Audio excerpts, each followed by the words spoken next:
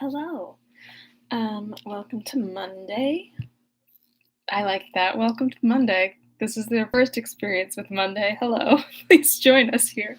It's very nice. Come on in. The weather's fine. Having a day today. I woke up and my neck felt weird. So that's always good. Always good to have your neck feeling weird. But in other news, I think I'm going to finish my second screenplay today, which is really cool. I've only made one screenplay, written one screenplay before, so finishing a second one will be quite an accomplishment. So that's what I'll get up to right after this. And then tomorrow I'm going to give a 15-minute presentation on Shakespeare to my class, and I am going to give it with such speed and accuracy as they will not even know it's 15 minutes long. But I'm looking forward to that. I'm just looking forward to this. I always look forward to this more and more as we get deeper in the book. I just really have been, I don't know, I look forward to this every day, coming here and reading. It's very nice. Hello! I just love the words and the fun. And it's a nice thing to do. Thanks, Ship. It means a lot. I'm wondering how long I can get away with this. I ordered more books just for fun and also because I want them. But yeah, okay. What happened yesterday? Oof, Willoughby. Oh, Willoughby. Yuck. So Willoughby. Hello, Patricia. Oh, wonderful. All my friends. Well, I have more friends, but they're not here right now. So you guys are all my friends in the whole wide world. So yesterday, Willoughby heard that Marianne was possibly dying, and he was in London. And he was like, yuck. And so he got on his horse and came from London to wherever the hell they are, Dalton or something like that. And was like, yo, I gotta speak to you, to Eleanor. And Eleanor's like, no. He's like, no, I gotta tell you stuff now. And she's like, okay. And so he's like, Eleanor, I'm so sorry that I used your sister so ill. When I could tell she was into me. I know all of Willoughby's lines are goofy. So he's like, your sister was just so into me that I just couldn't help myself and was like, I just have to pretend to be in love with her too. And then, oopsie, I accidentally fell in love with her. And then, I was like, oh no, because then my aunt, the woman who was going to give me all of her money, she found out that I had just been, leaving girls randomly impregnated in England and just, leaving them. And for some reason, she got, really mad at me and then wouldn't give me my money. And so then I was like, well, now I can't marry Marianne because she doesn't have any money. So I have to go marry someone else with money. Eleanor, I'm so sad. I did such a sad thing. And Eleanor's like, bitch, this is on you. And he's like, oh, will you tell Marianne how sad I am? Because I'm just so sad. And now I'm married to this awful woman. And oh, it's so hard to be me. And Eleanor's like, bitch, she almost died. Am I supposed to care? And she was actually a lot nicer than that. But I'd have more fun if she's mean. So anyways, Willoughby came, and then it was just a disaster. He was just like, you just feel really bad for me because I'm so pretty. And now I'm married to this mean lady because all I wanted was her money. So we don't like Willoughby, even though Eleanor's kind of like, well, I sort of forgive you. He's like, will you tell everything that I just told you to Marianne? And Eleanor should have been like, no, I'm not going to tell her anything. You're the worst person in the world. Why should she feel bad for you? But she didn't. She was like, yeah, sure, okay. Anyways, my fan cast would be Colonel Brandon comes home to find Eleanor dueling Willoughby on the front lawn. At 10 p.m. in the evening. That's my fan cast. So anyways, we're rewriting Sense and Sensibility. Eleanor is a renowned dueler and is about to take down Willoughby. Anyway, that's true. Colonel Brandon's finish what I started. Mom Dashwood in the back, cheering them on. Okay, we gotta stop. All right, let's do this. Oh my god, we're so close to the end. Okay. Sense and Sensibility, Volume 3, Chapter 9. Eleanor, for some time after he left her, for some time even after the sound of his carriage had died away, remained too much oppressed by a crowd of ideas widely differing in themselves, but of which sadness was the general result, to even think of her sister, Gorrel. Willoughby, he, whom only half an hour ago she had abhorred as the most worthless of men, who I still abhor as the most worthless of men. Willoughby, in spite of all his faults, excited a degree of commiseration for the sufferings produced by them, which made her think of him as now separated forever from her family with a tenderness, a regret, rather in proportion, as she soon acknowledged within herself, to his wishes than to his merits. She felt that his influence over her mind was heightened by circumstances which ought not in reason to have weight, by that person of uncommon attraction, that often affectionate and lively manner, which it was no merit to possess, and by that still ardent love for Marianne, which it was not even innocent to indulge. But she felt that it was so, long, long before she could feel his influence less. When at last she returned to the unconscious Marianne, she found her just awaking, refreshed by so long a sweet sleep to the extent of her hopes. Elinor's heart was full, the past, the present, the future, Willoughby's visit, Marianne's safety, and her mother's expected arrival, threw her altogether into an agitation of spirits which kept off every indication of fatigue, and made her only fearful of betraying herself to her sister. Short was the time, however, in which that fear could affect her, for within half an hour after Willoughby's leaving the house, she was again called downstairs by the sound of another carriage. Eager to save her mother from every unnecessary moment's horrible suspense, she ran immediately into the hall, and reached the outward door just in time to receive and support her as she entered. Mrs. Dashwood, whose terror as they drove near the house had produced almost the conviction of Marianne's being no more, had no voice to inquire after her, no voice even for Elinor, but she, waiting neither for salutation nor inquiry, instantly gave the joyful relief, and her mother, catching it with all her usual warmth, was in a moment as much overcome by her happiness as she had been before by her fears. She was supported into the drawing-room between her daughter and her friend, and there, shedding tears of joy, though still unable to speak, embraced Elinor again and again, turning from her at intervals to press Colonel Brandon's hand, with a look which spoke at once of her gratitude and her conviction of his sharing with herself in the bliss of the moment. He shared it, however, in a silence even greater than her own. As soon as Mrs. Dashwood had recovered herself, to see Marianne was her first desire, and in 2 minutes she was with her beloved child, rendered dearer to her than ever by absence, unhappiness, and danger. Elinor's delight as she saw what each felt in the meeting was only checked by an apprehension of its robbing Marianne of farther sleep. But Mrs. Dashwood could be calm, could be even prudent, when the life of a child was at stake. So if we're calling her a child, and yet we're asking her to get married. Sorry. We'll just say her child. Oh God, I lost it.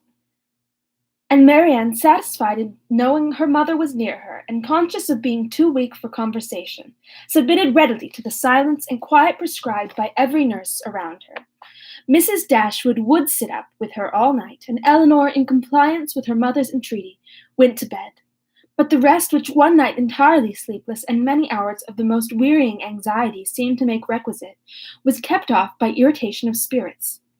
Willoughby, poor Willoughby, I'll say this, poor Willoughby, as she now allowed herself to call him, was constantly in her thoughts. She would not but have heard his vindication for the world, and now acquitted herself for having judged him so harshly before. No, I think you were right.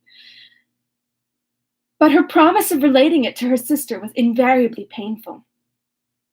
She dreaded the performance of it, dreaded what its effect on Marianne might be, doubted whether after such an explanation she could ever be happy with another, and for a moment wished Willoughby a widower.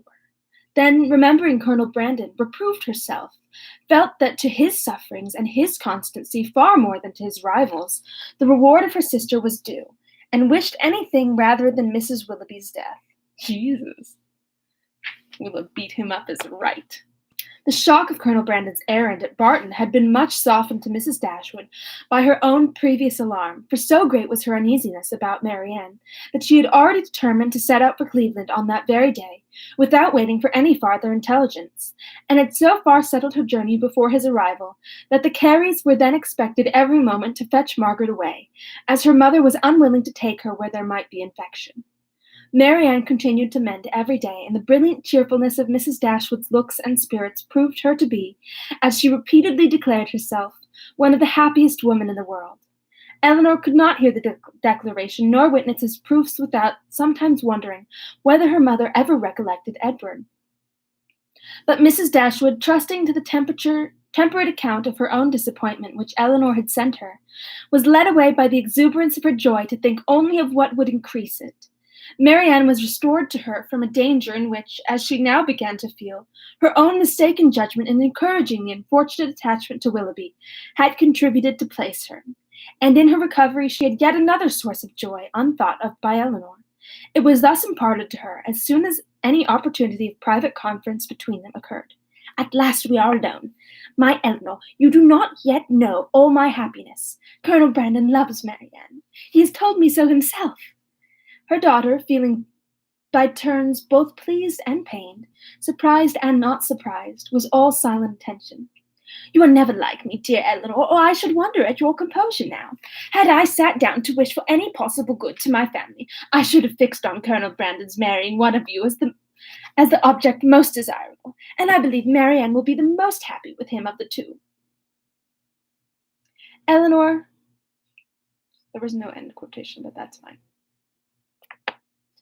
Elinor was half inclined to ask her reason for thinking so, because satisfied that none founded on an impartial consideration of their age, characters, or feelings could be given. But her mother must always be carried away by her imagination on any interesting subject, and therefore, instead of an inquiry, she passed it off with a smile. "He opened his whole heart to me yesterday as we travelled. It came out quite unawares, quite undesignedly. I, you may well believe, could talk of nothing but my child. He could not conceal his distress. I saw that it equalled my own, and he perhaps, thinking that mere friendship, as the world goes now, would not justify so warm its sympathy, or rather not thinking at all, I suppose, giving way to irresistible feelings, made acquainted with his earnest, tender, constant affection for Marianne. He has loved her, my Elinor, ever since the first moment of seeing her." Here, however, Elinor perceived, not the language, not the professions of Colonel Brandon, but the natural embellishments of her mother's active fancy, which fashioned everything delightful to her as it chose. His regard for her, infinitely surpassing anything that Willoughby ever felt or feigned, as much more warm, as more sincere or constant, whichever we are to call it, has subsisted through all knowledge of dear Marianne's unhappy prepossession for that worthless young man, and without selfishness, without encouraging a hope. Could he have seen her happy with another, such a noble mind, such openness, such sincerity, no one can be deceived in him. "Colonel Brandon's character," said Elinor, "as an excellent man is well established." "I know it is," replied her mother seriously, "or after such a warning I should be the last to encourage such affection, or even to be pleased by it. But his coming for me as he did, with such active, such ready friendship, is enough to prove him one of the worthiest of men." "His character, however," answered Elinor, "does not rest on one act of kindness, to which his affection for Marianne, were humanity out of the case, would have prompted him. To Mrs. Jennings, to the Middletons, he has been long and intimately known. They equally love and respect him, and even my own knowledge of him, though lately acquired, is very considerable, and so highly do I value and esteem him, that if Marianne can be happy with him, I shall be as ready as yourself to think our connection the greatest blessing to us in the world. What answer did you give him? Did you allow him to hope?" "Oh, my love, I could not then talk of hope to him or to myself. Marianne at that moment might be dying. He did not ask for hope or encouragement. His was an involuntary confidence, an irrepressible effusion to a soothing friend, not an application to a parent. Yet after a time I did say, for at first I was quite overcome, that if she lived, as I trusted she might, my greatest happiness would lie in promoting their marriage. And since our arrival, since our delightful security, I have repeated it to him more fully, have given him every encouragement in my power. Time, a very little time, I tell him, will do everything. Marianne's heart is not to be wasted forever on such a man as Willoughby.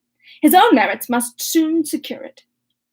To judge from the Colonel's spirits, however, you have not yet made him equally sanguine. No. He thinks Marianne's affection too deeply rooted for any change in it under a great length of time, and even supposing her heart again free, is too diffident of himself to believe that, with such a difference of age and disposition, he could ever attach her. There, however, he is quite mistaken. His age is only so much beyond her as to be an advantage. What? As to make his character and principles fixed.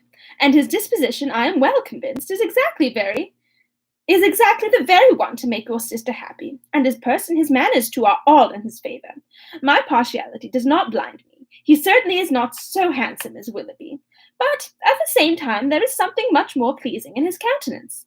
There was always a something, if you remember, in Willoughby's eyes at times which I did not like. Eleanor could not remember. He's old enough to run for president. That's rough. Eleanor could not remember it, but her mother, without waiting for her assent, continued. And his manners, the Colonel's manners, are not only more pleasing to me than Willoughby's ever were, but they are of a kind I well know to be more solidly attaching to Marianne. Excuse me. Their gentleness, their genuine attention to other people. I'm going to burp again. No, I'm okay. I saved it. I'm nervous. Their manly, unstudied simplicity is much more accordant with her real disposition than the liveliness, often artificial and often ill-timed, of the other. I am very sure myself that had Willoughby turned out as really amiable as he has proved himself the contrary, Marianne would yet never have been so happy with him as she will be with Colonel Brandon. She paused. Her daughter could not quite agree with her, but her dissent was not heard, and therefore gave no offence. At Delaford, she will be within an easy distance of me, added Mrs. Dashwood, even if I remain at Barton, and in all probability, for I hear it is a large village. Indeed, there certainly must be some small houses or cottages close by that would suit us quite well as our present situation. Poor Elinor! Here was a new scheme for getting her to Delaford, but her spirit was quite stubborn. His fortune, too, for at my time of life, everybody cares about that. And though I neither know nor desire to know what it really is, I am sure it must be a good one. Here they were interrupted by the entrance of a third person, and Eleanor withdrew to think it all over in private, to wish success to her friend, and yet in wishing it, to feel a pang for Willoughby. Girl, do not feel bad for Willoughby. He is a trash person. Okay, give me a second. I gotta change my hair before we move on to the next chapter. I honestly take everything she says with a grain of salt, Mrs. Dashwood. Like, honey, you said all the same stuff about... You said all the same stuff about Willoughby, and now you're just waxing poetic on this guy. Why didn't you let your poor daughter, who's like almost died, choose her own beau? Oh my god. Do you guys think boo came from beau? I think it does. Even if it didn't, I think it does. It's gotta be. There's gotta be something. Why was that so flicky? There's no way that those two words are so close and not actually related. All right, back into the fray. Marianne's illness, though weakening in its kind, had not been long enough to make her recovery slow, and with youth, natural strength, and her mother's presence and aid, her mom's just going to convince her to fall in love with Colonel Brandon, and she's going to be like, okay, I'm 16, I don't know any better. Well, my mom says sounds pretty good. Oh, I hope this works. And with youth, natural strength, and her mother's presence and aid, it proceeded so smoothly as to enable her to remove, within 4 days after the arrival of the latter, into Mrs. Palmer's dressing room. When there, at her own particular request, she was impatient to pour forth her thanks to him for fetching her mother. Colonel Brandon was invited to visit her. Oh, honey. I'm sorry. I don't know how I feel about this. His emotion in entering the room, in seeing her altered looks, and in receiving the pale hand which she immediately held out to him, was such as, in Eleanor's conjecture, must arise from something more than his affection for Marianne, or the consciousness of its being known to others. And she soon discovered in his melancholy eye and varying complexion as he looked at her sister, the probable recurrence of many past scenes of misery to his mind, brought back by that resemblance between Marianne and Eliza, already acknowledged, and now strengthened by the hollow eye, the sickly skin, the posture of reclining weakness, and the warm acknowledgment of peculiar obligation. Mrs. Dashwood, not less watchful of what passed than her daughter, but with a mind very differently influenced, was therefore watching to a very different effect, saw nothing in the Colonel's behaviour but what arose from the most simple and self-evident sensations, while in the actions and words of Marianne she persuaded herself to think that something more than gratitude already dawned. Oh, baby. At the end of another day or two, Marianne growing visibly stronger every 12 hours, Mrs. Dashwood, urged equally by her own and her daughter's wishes, began to talk of removing to Barton. On her measures depended those of her two friends. Mrs. Jennings could not quit Cleveland during the Dashwood stay, and Colonel Brandon was soon brought, by their united request, to consider his own abode there as equally determinate, if not equally indispensable. At his and Mrs. Jennings' united request in return, Mrs. Dashwood was prevailed on to accept the use of his carriage on her journey back, for the better accommodation of her sick child, and the Colonel, at the joint invitation of Mrs. Dashwood and Mrs. Jennings, whose active good nature made her friendly and hospitable for other people as well as herself, engaged with pleasure to redeem it by a visit at the cottage in the course of a few weeks.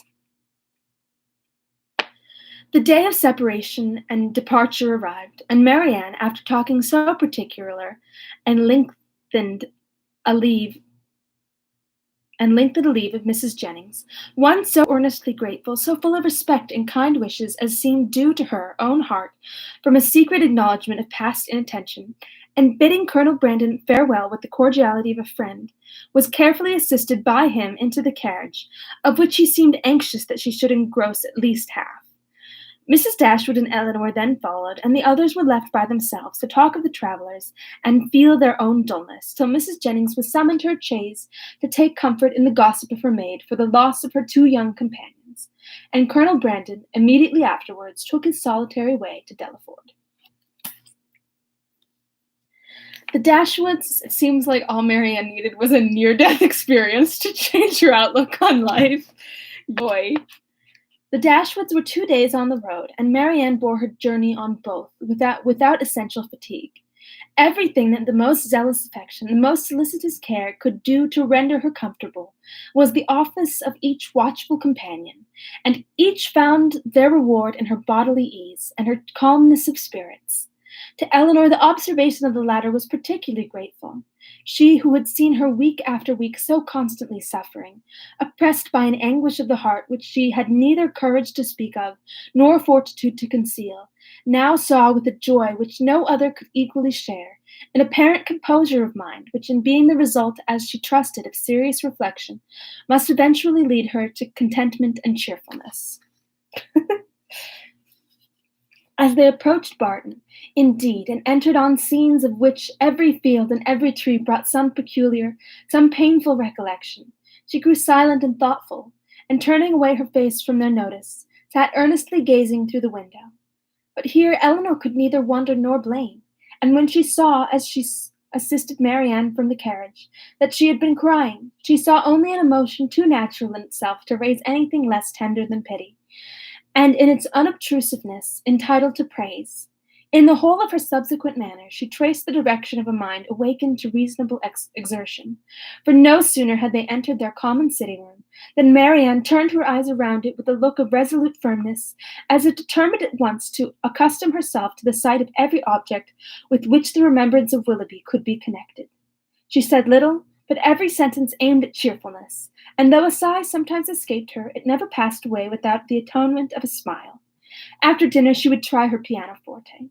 She went to it, but the music on which her eye first rested was an opera, procured for her by Willoughby, containing some of their favorite duets, and bearing on its outward leaf her own name in his handwriting. That would not do. She shook her head, put the music aside, and after running over the keys for a minute, complained of feebleness in her fingers, and closed the instrument again, declaring, however, with firmness, as she did so, that she should in future practice much. Zunsa. The next morning produced no abatement in these happy symptoms. On the contrary, with the mind and body alike strengthened by rest, she looked and spoke with more genuine spirit, anticipating the pleasure of Margaret's return, and talking of the dear family party which would then be restored, of their mutual pursuits and cheerful society as the only happiness worth a wish. "When the weather is settled and I have recovered my strength," said she, "we will take long walks together every day. We will walk to the farm at the edge of the down, and see how the children go on. We will walk to Sir John's new plantations at Barton Cross and the Abbeyland, and we will often go to the ruins of the Priory, and try to trace its foundations as far as we are told they once reached. I know we shall be happy. I know the summer will pass happily away. I mean never to be later in rising than 6, and from that time till dinner I shall divide every moment between music and reading. I have formed my plan, and am determined to enter on a course of serious study. Our own library is too well known to me to be resorted to for anything beyond mere amusement. But there are many works well worth reading at the park, and there are others of more modern production which I know I can borrow of Colonel Brandon. By reading only 6 hours a day, I shall gain in the course of a 12-month a great deal of instruction which I now feel myself to want." Eleanor honored her for a plan which originated so nobly as this, though smiling to see the same eager fancy which had been leading her to the extreme of languid indolence and selfish repining, now at work in introducing excess into a scheme of such rational employment and virtuous self-control. Her smile, however, changed to a sigh when she remembered that her promise to Willoughby was yet unfulfilled, and feared that she had that to communicate which might again unsettle the mind of Marianne, and ruin at least for a time this fair prospect of busy tranquillity. Hey, I have a fun little solution for that. Don't tell her, because it doesn't matter. Willing, therefore, to delay the evil hour, yes, just don't. Just forget it. Delete his number. She resolved to wait till her sister's health were more secure before she appointed it, or forever. But the resolution was made only to be broken. God damn it. Marianne had been 2 or 3 days at home before the weather was fine enough for an invalid like herself to venture out. But at last a soft, genial morning appeared, such as might tempt the daughter's wishes and the mother's confidence, and Marianne, leaning on Eleanor's arm, was authorized to walk as long as she could without fatigue in the lane before the house. The sisters set out at a pace, slow as the feebleness of Marianne in an exercise hitherto untried since her illness required, and they had advanced only so far beyond the house as to admit a full view of the hill, the important hill behind, when pausing with her eyes turned towards it, Marianne calmly said, "There, exactly there," pointing with one hand, "on that projecting mound. There I fell, and there I first saw Willoughby." Her voice sunk with the word, but presently reviving, she added, "I am thankful to find I can look with so little pain on the spot. Shall we ever talk on that subject, Eleanor?" Hesitatingly it was said, "Or will it be wrong? I can talk of it now, I hope, as I ought to do." Elinor tenderly invited her to be open. "As for regret," said Marianne, "I have done with that, as far as he is concerned. I do not mean to talk to you of what my feelings have been for him, but what they are now.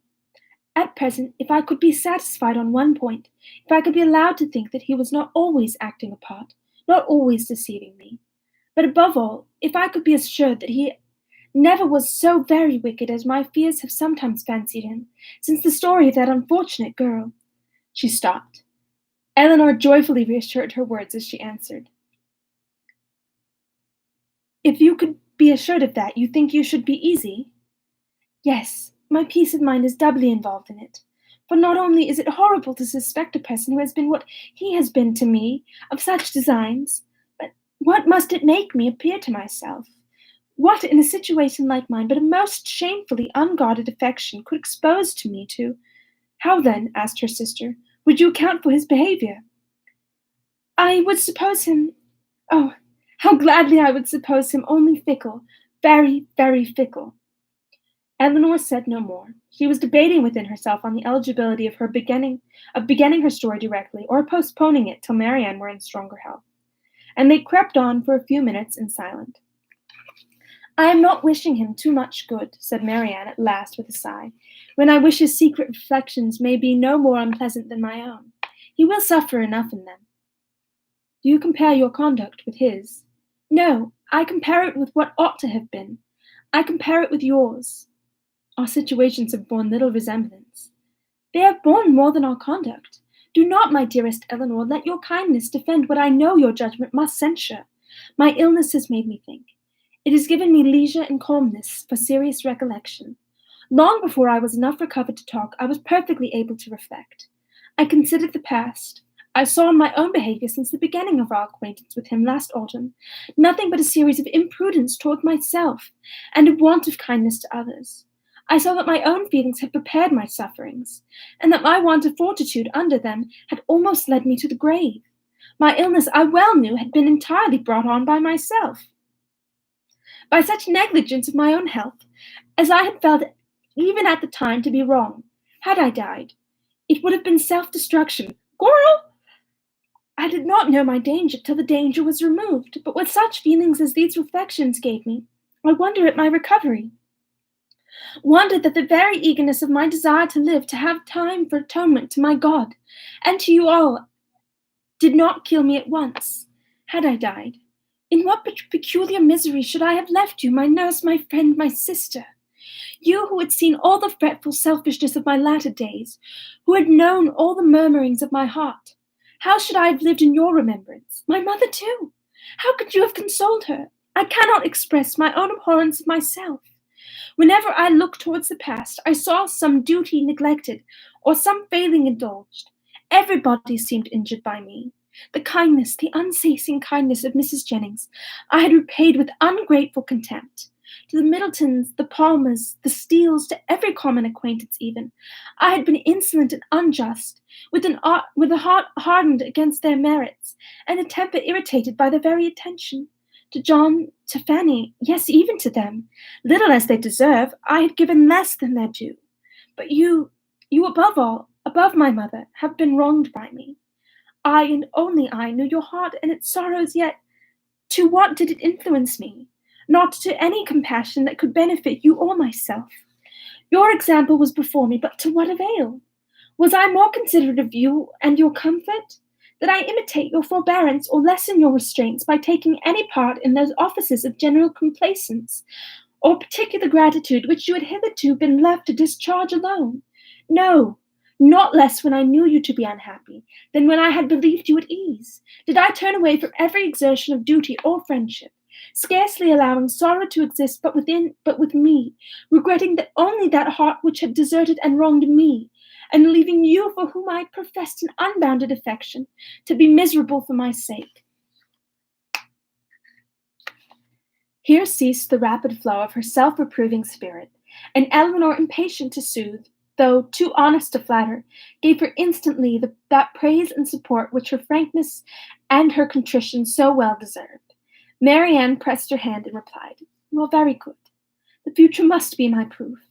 I have laid down my plan, and if I am capable of adhering to it, my feelings shall be governed and my temper improved. They shall no longer worry others, nor torture myself. I shall now live solely for my family. You, my mother, and Margaret must henceforth be all the world to me. You will share all my affections entirely between you. From my house, I shall never again have the smallest incitement to move. And if I do mix in other society, it will be only to show that my spirit is humbled, my heart amended, and that I can practice the civilities, the lesser duties of life, with gentleness and forbearance. As for Willoughby, to say that I shall soon or that I shall forever forget him would be idle. His remembrance can be overcome by no change of circumstance or opinions. But it shall be regulated, it shall be checked by religion, by reason, by constant employment." She paused and added in a lower voice, "If I could know but his heart, everything would become easy." Elinor had now been for some time reflecting on the propriety or impropriety of speedily hazarding her narration, without feeling at all nearer decision than at first, heard this, and perceiving that as reflection did nothing, resolution must do all, and soon found herself leading to the fact. She managed the recital, as she hoped, with address, prepared her anxious listener with caution, related simply and honestly the chief points on which Willoughby grounded his apology, did justice to his repentance, and softened only his protestations of present regard. Here's what I'm worried about. If she tells her, which she's done, all this, isn't Marianne always just going to carry a little torch for him? Like, wouldn't she eventually just be like, yeah, he was a dick. Okay, whatever. Like, I can move on. But now isn't she always going to be like, oh no, I could never be with Willoughby? And is that just going to blow her, like, whole life? Like, this guy was not worth her time.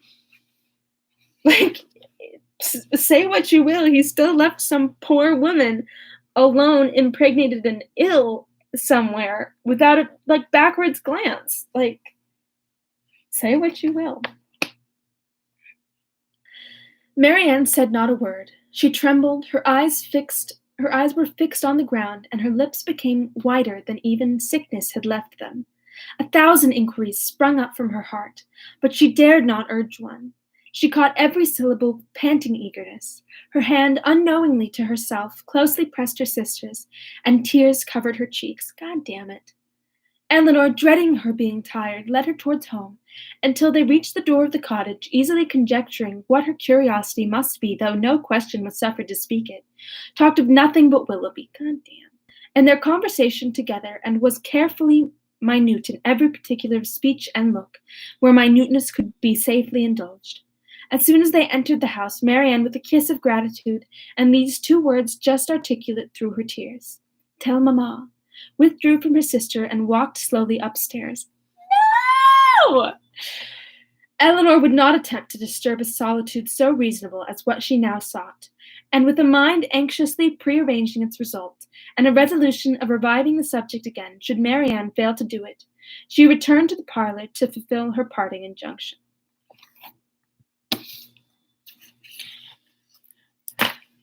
Willoughby's getting far too much sympathy. All right, let's see what we're reading tomorrow. Oh my God, we could finish on Wednesday. That's exciting. Okay. Wait. Ooh. Oh my God, the next chapter is so short. It's going to be like, I don't know, maybe 20 minutes. And then the last one's one.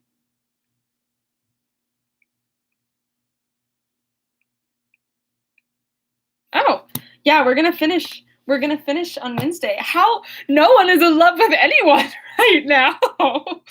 I got a lot of questions, Jane. I don't even remember whoever it is. Jane, what's going on? Okay, your hint was right back there. It is a board game called Pass the Popcorn. I will just let you know the name itself is not important. It was the only one I could reach without causing a massive downheaval in my closet.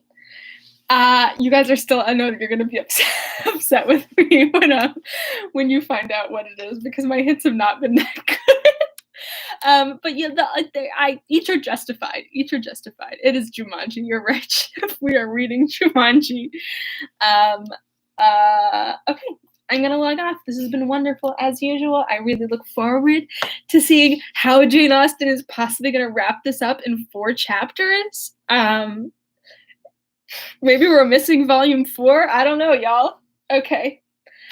I'm logging off. Have a wonderful rest of your day. I'm going to go finish a screenplay, and I'll see you guys tomorrow. Tomorrow is Tuesday, so I will be in at 1. Okie dokie. See you soon. Bye.